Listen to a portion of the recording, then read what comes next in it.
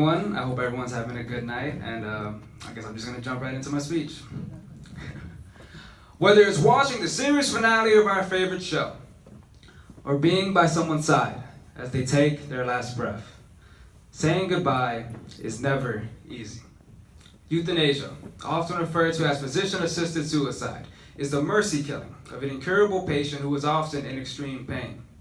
Some view it as a way to ease the grieving process, while others view it as a tragedy that has us viewing near-death patients as dollar signs instead of people, and forces us to prematurely say goodbye. In the limited time I have today, I will prove to you why the latter stance is more correct, by first detailing the damaging effects of euthanasia on everyone involved, not just the patient.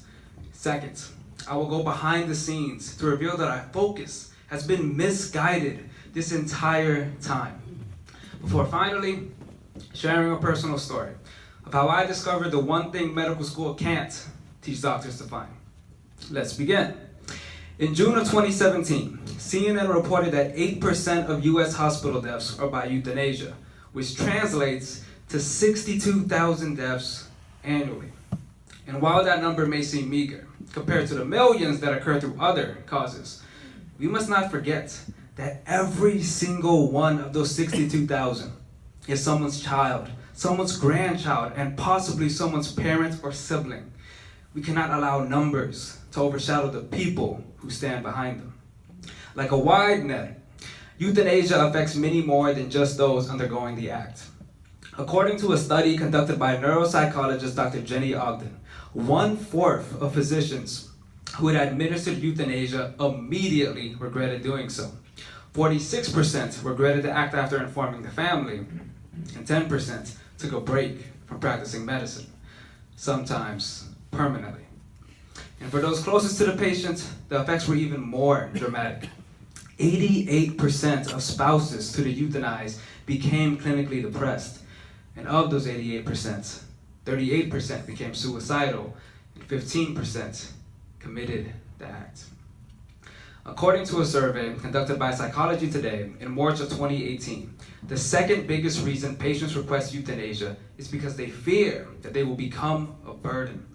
If only they knew the true consequences of their request, and how the burden of grief placed upon their loved ones is only amplified if they quicken the process through euthanasia. Euthanasia was created with rather good intentions, but in reality, it's only a reminder of how unprepared and afraid we are for the reality of death. According to the CDC, billions of dollars are put into cancer research every single year, but less than 5% of those funds are put into terminal cancer. By putting so little into terminal research, we are asking for incurable patients.